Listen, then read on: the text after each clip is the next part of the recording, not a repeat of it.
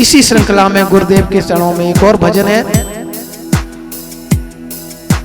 एक भजन लिखा था किसी ने, हमने उस भजन में थोड़ी चेंजिंग कर दी। अगर अच्छा हो तो आप लोग इस भजन को गाइएगा।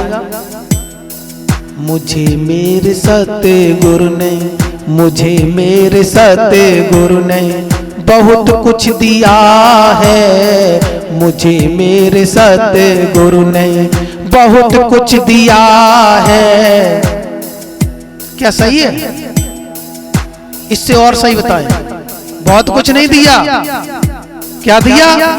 मुझे मेरे सतगुरु ने सब कुछ दिया है, कुछ बकाया ही नहीं रखा। मुझे मेरे सतगुरु ने सब कुछ दिया है।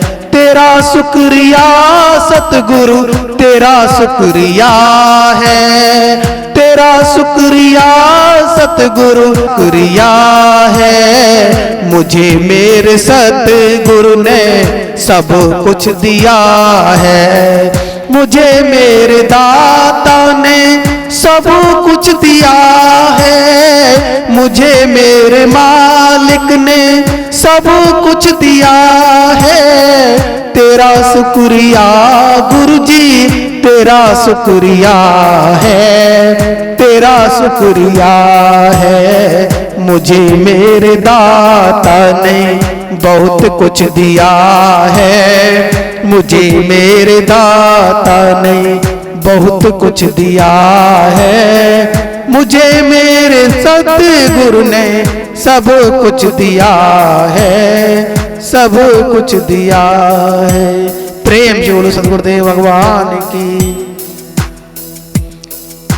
ये श्री गुरु महाराज के चरणों में शेर सिंह राठौर जी की अर्जी दीक्षा के लिए गुरुदेव के चरणों में आई है। और श्री पर्वत सिंह, श्रीमती गीता देवी, विजय बहादुर सिंह, और इनने अपना मोबाइल नंबर भी दिया है। हम श्री गुरु महाराज के चरणों में इनकी प्रार्थना रखते हैं कि गुरु महाराज इन्हें अपने चरणों में समर्पण करें और इनके दीक्षा के लिए ये स्लिप आई है। हमने बताया था आज कि जैसे कोई लोग दीक्षा अगर गुरुजी से लेना चाहते, जो हमने ली है और हमारे गुरुदेव ने हमें आदेश किया है, तब हमने दूसरों को दीक्षा दी है। दीक्षा का अर्थ जानते हैं? अभी आप लोग दीक्षा नहीं ले रहे, अभी आप लोग शिक्षा ले रहे हैं। ये क्या है? ये गुरुजी की शिक्षा है। शिक्षा और दीक्षा में सिर्फ इतना अंतर है। शिक्षा होती है जानकारी और दीक्षा होती है, दीक्षा माने देखना। उस जानकारी, उस परमात्मा की जानकारी तो यहाँ मिल रही है, जिज्ञासा तो मिल रही है, पर परमात्मा को देखा तो कभी है नहीं। जो परमात्मा को देखने की युक्ति दी जाती है उसे ही दीक्षा कहते हैं। तो इन भक्तों ने चरणों में रखा है, इनको समय दिया जाएगा और इनके गुरु महाराज से प्रार्थना की जाएगी। गुरुदेव आदेश करेंगे तो फिर इनका दीक्षा हो जाएगी। और दीक्षा एक नया जन्म होता है, ध्यान रखना। हमारा एक जन्म तो माँ के गर्भ से होता है और दूसरा जन्म जो होता है वो सतगुरु महाराज के द्वारा होता है। माँ के गर्भ से जो जन्म होता है उसमें मृत्यु आती है, लेकिन सतगुरु महाराज के द्वारा जो जन्म होता है उसमें मृत्यु नहीं होती है। वो व्यक्ति अमरता की तरफ जाता है।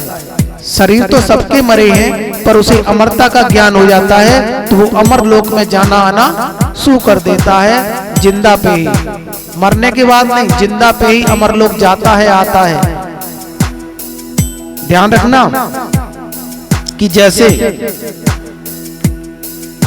अगर आपको जानकारी है कि आपके घर में कोई सुरंग बनी है, अगर आपको जानकारी है कि आपके घर में कोई सुरंग है और कभी बाई चांस आपके घर में अगर आग लग जाए तो आप सबसे पहले क्या किसका इस्तेमाल करेंगे? पानी वानी नहीं ढूंढेंगे, उस सुरंग का इस्तेमाल करेंगे। जल्दी से उसमें घुस के दूसरे घर में निकले जाते, अपने बचाने के लिए। इसी प्रकार से हर किसी के एक तो घर ये होता है जिसमें हम रहते हैं, एक घर ये होता है जिसमें हम रहते हैं, लेकिन एक घर ये होता है जिसे कहते हैं शरीर, इसमें हम रहते हैं। इस घर में निकलने के लिए हमने दरवाजे बनाए हैं, लेकिन इस घर से निकलने के लिए कभी सोचा कोई दरवाजा है? नहीं सोचा। लेकिन हर किसी के अंदर इस घर से निकलने का भी दरवाजा है? और वो दरवाजा श्री सद्गुरु महाराज पर उसकी चाबी है। दरवाजा तो है पर ताला बंद है, और ताला कौन खोलता है? सद्गुरु खोलते हैं। तो सद्गुरु महाराज से जो लोग दीक्षा लेते हैं उनका वो ताला खुल जाता है। जिस समय यमराज आते हैं तो उन्हें तो मालूम है मेरे गुरु महाराज ने मेरा ताला खोल दिया है, मेरे सुरंग की दरवाजे खुले हुए हैं, वो फट सीना निकल जाते हैं। जैसे कभी देखा है किसी को पुलिस पकड़ने आए और वो घर में ढूंढे और वो सुरंग से निकल जाए और पुलिस वालों को सुरंग न दिखाई पड़े तो पुलिस वाले वापस चले आते, बोलते गए वो मिला ही नहीं घर में, पूरा घर देखाया कहीं नहीं मिला। तो इसी प्रकार से ये पुलिस माने, इसी प्रकार से यमराज की पुलिस आती है, और अगर तुम उसकी पुलिस आने से पहले ही फुर निकल गए तो बेचारे यमराज कुछ लेके नहीं जाते, कहते वो था ही नहीं शरीर में, हम ले कैसे जाते।